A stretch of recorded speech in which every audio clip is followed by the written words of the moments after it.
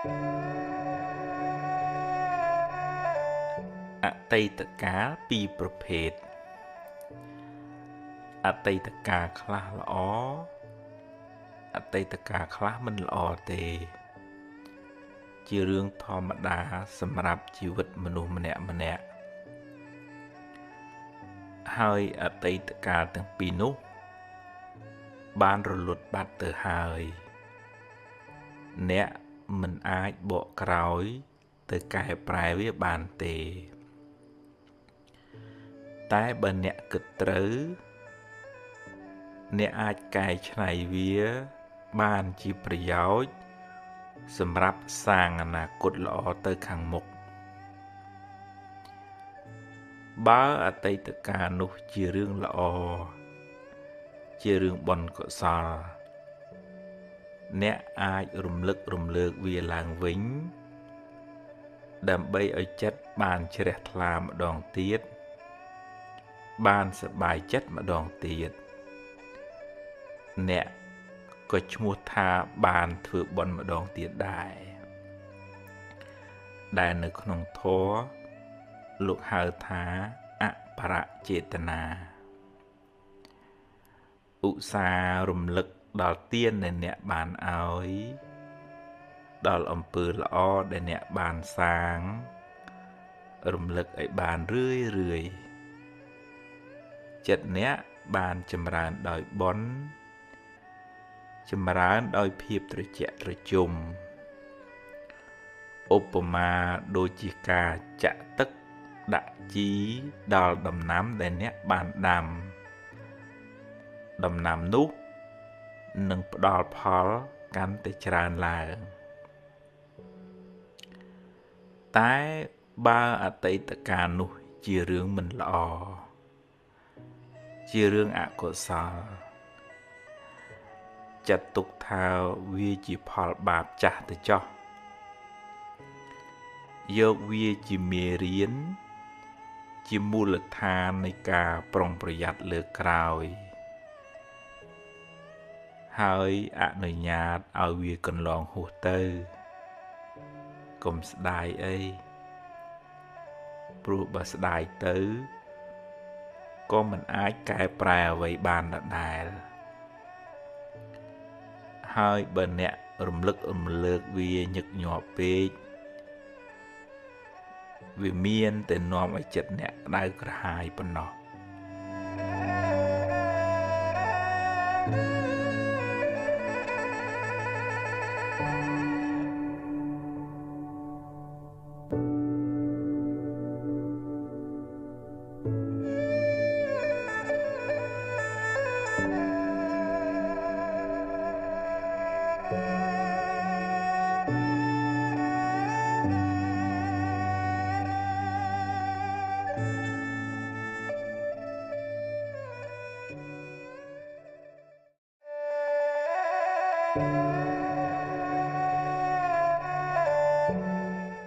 ខ្ញុំខំធ្វើល្អហេតុអ្វីខ្ញុំនៅតែមានទុក្ខច្រើនអ្នកខ្លះមានសមានចិត្តល្អមានចិត្តសប្បុរសអាណិតអាសូរជួយអ្នកដទៃច្រើនតែបែរជាមិនសូវបានសមប្រកបជួបរឿងទុក្ខសោកមិនចេះចប់មិនចេះហើយពេលខ្លះ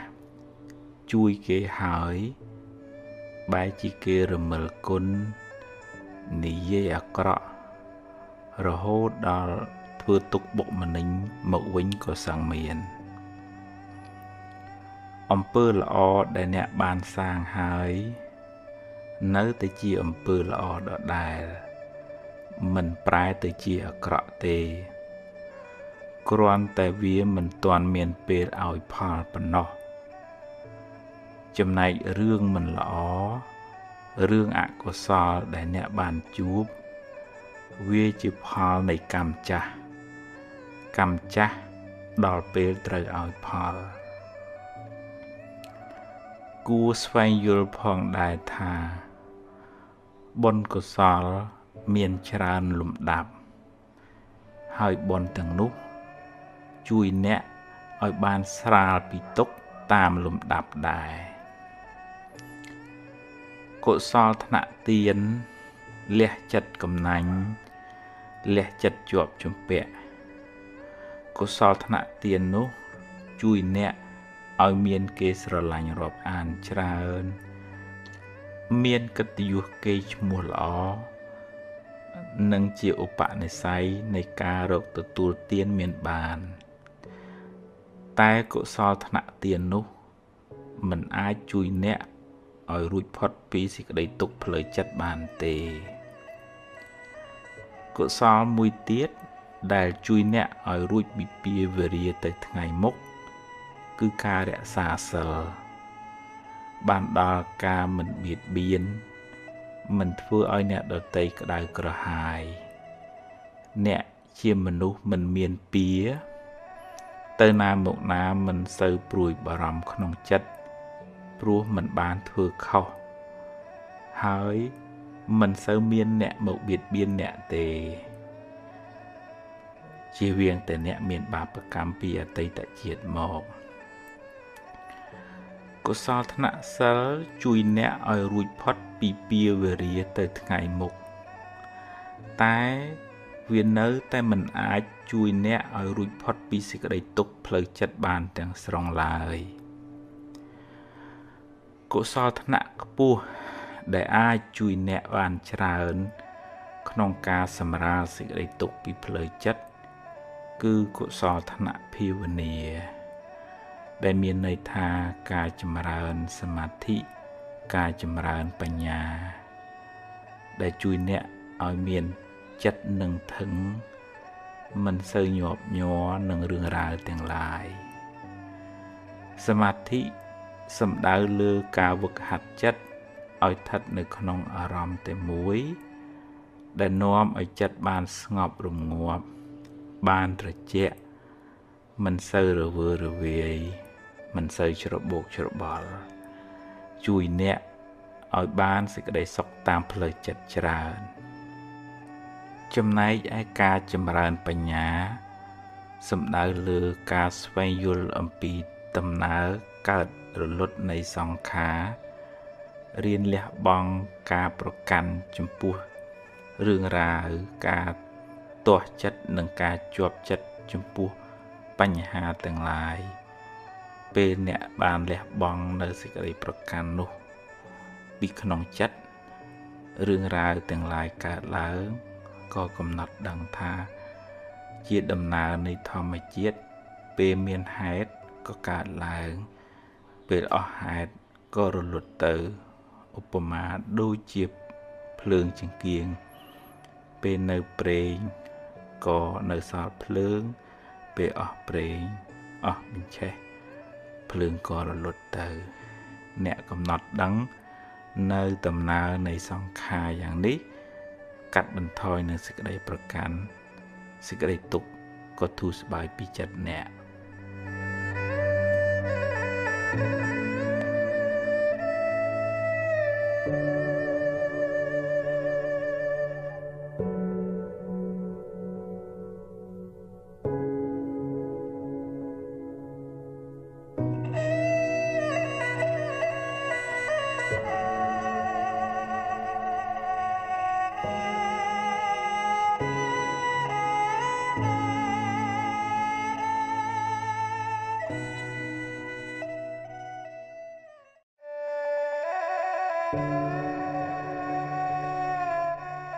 នៅសល់បើអ្នកបាត់បង់អ្វីគ្រប់យ៉ាងហោចណាស់អ្នកនៅសល់ជីវិតនៅមានថ្ងៃនេះនិងថ្ងៃស្អែកសម្រាប់រស់បន្តថ្ងៃបានលិចបាត់ទៅហើយអតីតកាលបានកន្លងហួសទៅហើយអនុញ្ញាតឲ្យវាទៅចុះព្រោះបើអ្នកមិនព្រមក៏វាបានរលត់បាត់ទៅហើយរៀនទទួលស្គាល់ការពិតកំណត់ដឹងថាសង្ខារទាំងឡាយតែងប្រែប្រួលមិនទៀងទាត់ទេ អារម្មណ៍ជាអតីតគ្រាន់តែជាស្រមោលវាបានរលត់បាត់ទៅហើយអ្វីដែលអ្នកមានក្នុងដៃគឺពេលវេលានៅបច្ចុប្បន្ននេះ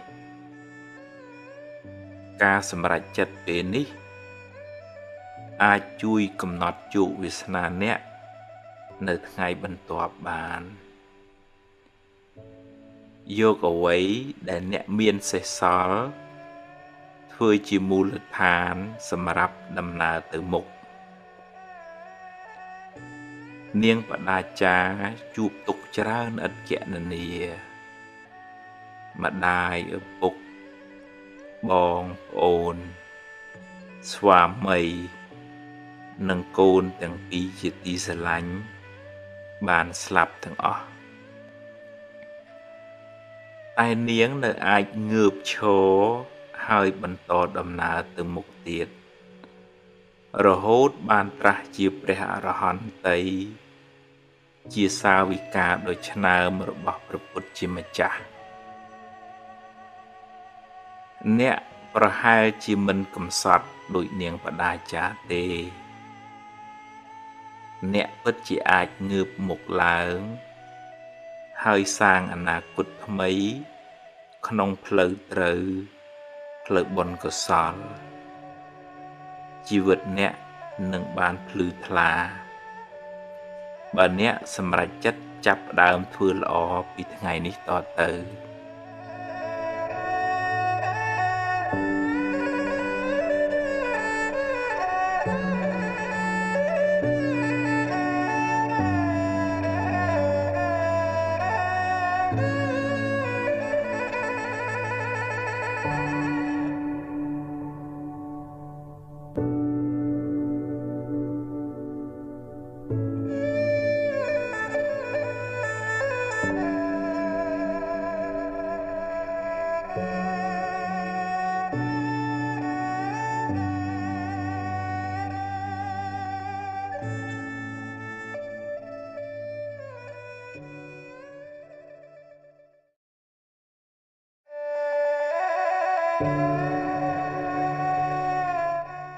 ថ្ងៃលៀបថ្ងៃជ័យថ្ងៃល្អគឺជាថ្ងៃដែលអ្នករីករាយចិត្តថ្ងៃដែលអ្នកបានសាងល្អដោយកាយដោយវាចាដោយចិត្តព្រឹកឡើងលើកដៃសំពះរំលឹកគុណព្រះរតនត្រ័យនឹកគុណមេត្តាបិតាចម្រើនសមាធិផ្សាយមេត្តាដល់សពសត្វទម្លាប់ពោលវាចាល្អគិតរឿងល្អថ្ងៃនោះคล้ายជាថ្ងៃមានសេរីសួស្តីថ្ងៃមានលាភថ្ងៃមានជ័យថ្ងៃរះថ្ងៃលិចជាដំណើរនៃធម្មជាតិមិនល្អមិនអាក្រក់ទេចំណែករាសីអ្នកឡើងចុះអាស្រ័យលើកម្មគឺអំពើដែលអ្នកបានសាងបើអ្នកបានសន្សំបុណ្យល្អច្រើនពីមុនមកហើយបុណ្យនោះដល់ពេលឲ្យផលអ្នកក៏ជួបរឿងល្អរឿងរីករាយរកស៊ីបានចម្រុងចម្រើនទៅតែបើពេលបាបចាស់តាមទាន់វិញអ្នកនឹងជួបរឿងមិនល្អរឿងអកុសលឬរកស៊ីខាតលងចុងទៅកម្មគឺលោកសំដៅទៅលើអំពើដែលអ្នកបានសាងពីអតីតផងក្នុងពេលបច្ចុប្បន្នផងកម្មនោះជាអ្នកចាត់ចែងឲ្យអ្នកបានជួបរឿងហេង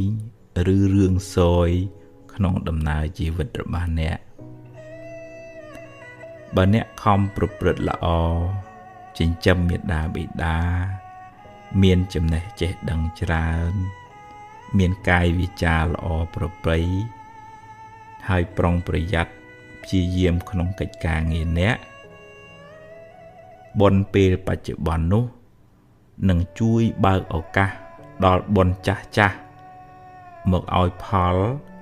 ឲ្យអ្នកបានចម្រុងចម្រើនតែបើអ្នកប្រព្រឹត្តអំពើមិនល្អពេលបច្ចុប្បន្នដូចជាដើរផឹកស៊ីប៉ោឡែខ្ជិលច្រអូសធ្វេសប្រហែសកម្មមិនល្អក្នុងពេលបច្ចុប្បន្ននឹងបើកឱកាសឲ្យអកុសលកម្មពីអតីតមកឲ្យផលមិនខាន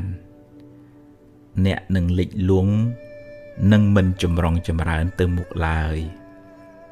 ព្រោះកម្មបច្ចុប្បន្នក៏មិនល្អកម្មពីអតីតក៏ឲ្យផលថ្ងៃហេងថ្ងៃសួយអាស្រ័យលើកម្មអ្នកអាស្រ័យលើចិត្តអ្នកមិនស្ថិតនៅលើមាត់គេថាទេបើអ្នកចង់បានថ្ងៃល្អចង់បានថ្ងៃជ័យត្រូវខំសាងល្អល្អដោយកាយល្អដោយវាចាល្អដោយចិត្តហើយបើមានថ្ងៃខ្លះអ្នកជួបរឿងសោយជាថ្ងៃដែលបាបចាស់ឲ្យផលសុំគុំកើតទុក្ខទូមនោះទូមនិញច្រើនពេកអីចាត់ទុកថាជាផលនៃបាបចាស់ហើយខិតខំធ្វើអំពើល្អថ្មីដូចជារំលឹកគុណព្រះរតនត្រ័យថ្វាយគ្រឿងសក្ការៈចំពោះព្រះពុទ្ធជាម្ចាស់ជូនទេយ្យទានចំពោះលោកឪពុកអ្នកម្ដាយដាក់បាតព្រះសង្ឃឬក៏ធ្វើអំពើល្អផ្សេងជាការសាងបុណ្យថ្មីបុណ្យថ្មីជាឈ្មោះនៃសេចក្តីសុខផ្លូវចិត្តបុណ្យនោះនឹងជួយឲ្យអ្នកបានស្រស់បានសុខហើយអនាគតក៏បានភ្លឺថ្លាដែរជោគជតារាសីរបស់យើងម្នាក់កើតឡើងអាស្រ័យខ្លួនយើងខ្លួនឯងជាអ្នកបង្កើតសូមគុំស្វែងរកសេរីសួស្តីពីខាងក្រៅឡើយបើចង់ឲ្យទេវតាអមនុស្សជួយអ្នកក៏អ្នកត្រូវតែមានបុណ្យឲ្យទេវតានោះជួយដែរបើអ្នកគ្មានបុណ្យសន្សំមកទេគ្មានព្រះអិនព្រះព្រហ្មណាអាចជួយអ្នកបានឡើយ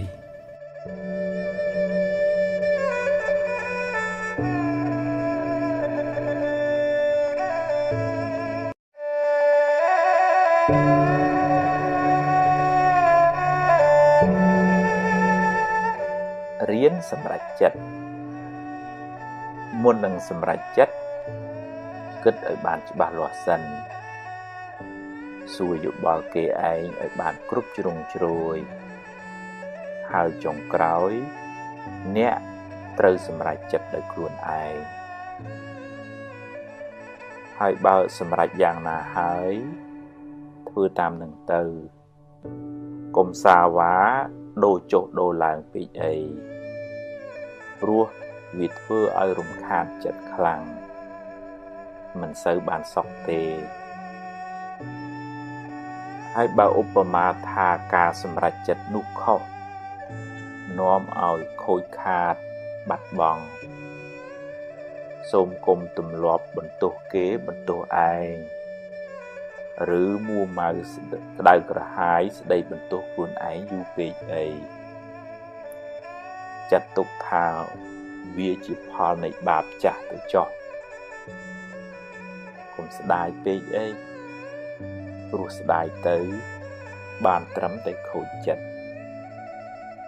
យកវាជាមេរៀន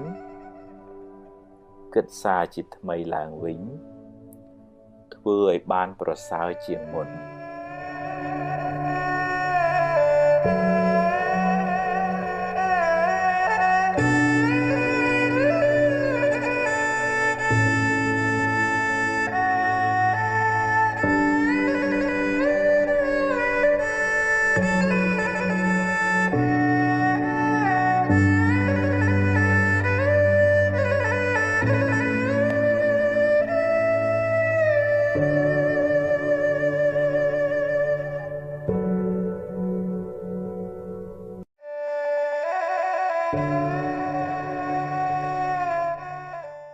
សហើយអតីតកាលល្អក្តីមិនល្អក្តីបានកន្លងហួសទៅហើយទោះបីអ្នកស្ដាយប៉ុណ្ណាក៏ទាញមកវិញមិនបានដែរអនុញ្ញាតឲ្យវាប្រែប្រួលតាមដំណើរនៃធម្មជាតិរបស់វារឿងល្អជាផលនៃកម្មល្អដែលអ្នកបានសាងរឿងមិនល្អជាផលនៃអកុសលកម្មដែលអ្នកបានប្រព្រឹត្តពីមុនមកជីវិតរបស់មនុស្សម្នាក់ប្រព្រឹត្តទៅតាមកម្លាំងកម្មដែលខ្លួនបានធ្វើពីអតីតផងកម្មក្នុងពេលបច្ចុប្បន្នផងអ្នកមិនអាចរត់គេចពីផលនៃកម្មបានឡើយរឿងខ្លះកើតឡើងហួសពីការស្មានរបស់អ្នកហើយអ្នកគ្មានសមត្ថភាពទៅបង្គាប់បញ្ជារឿងខាងក្រៅបានទាំងស្រុងទេកម្លាំងអ្វីស្មើដោយកម្លាំងកម្មមិនមានឡើយណដ្ឋិកម្មੰសមੰពលំបើមានហេតុគ្រប់គ្រាន់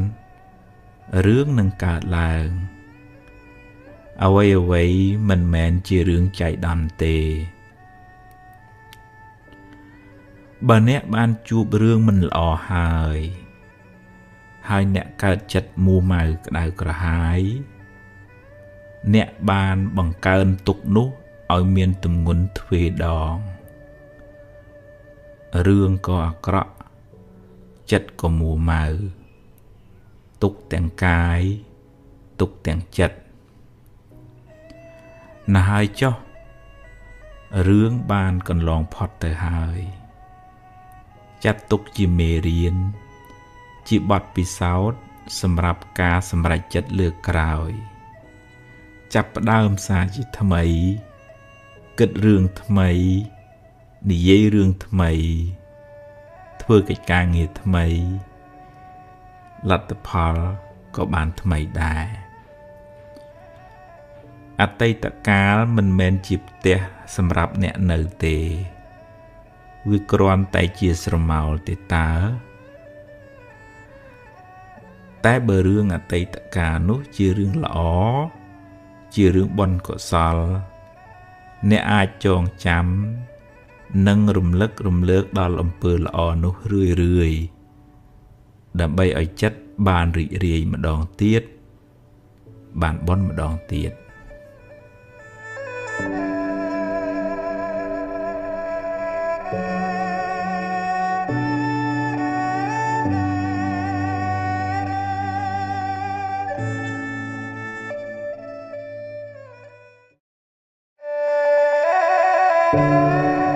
រក្សាចិត្ត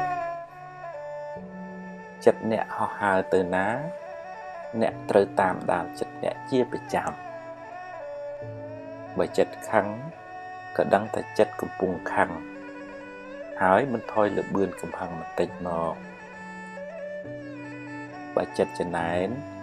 ដឹងថាចិត្តកំពុងចំណែនហើយទាញវាចេះអបអរសាទរគេវិញបើស្ដាយក្រោយដឹងថាចិត្តកំពុងតែស្ដាយក្រោយហើយទាញវាត្រឡប់មកវិញប្រាប់ថារឿងហួសទៅហើយកុំស្ដាយអីបើចិត្តរីករាយចិត្តល្អចិត្តមេត្តាចិត្តបុណ្យក៏ដឹងថាចិត្តrấtល្អហើយព្យាយាមចម្រើនចិត្តប្រភេទនេះឲ្យបានច្រើនធ្វើជាប៉ូលីសតាមដានចិត្តអ្នកនាំឲ្យវាគិតរឿងត្រូវ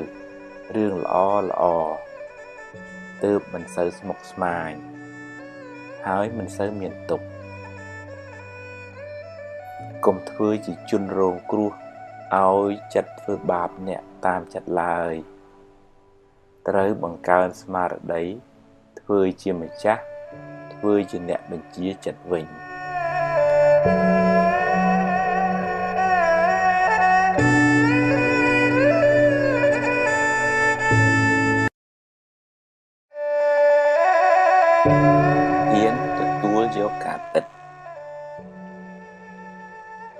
ជីវិតអ្នកណាក៏មានបញ្ហាដែរពេលខ្លះជួបរឿងល្អពេលខ្លះជួបរឿងមិនល្អជារឿងធម្មតានៃជីវិតគ្មានអ្នកណាអាចជៀសរួចទេ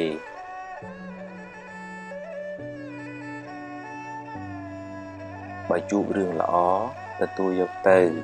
តែកុំអរកុំអួតពេកព្រោះអ្វីមិនទៀងទាត់ទេហើយបើជួបរឿងមិនល្អវិញក៏កុំមួម៉ៅពេកអីជីវិតគឺអញ្ចឹងឯងពេលខ្លះបានដូចចិត្តពេលខ្លះមិនបានដូចចិត្តទេ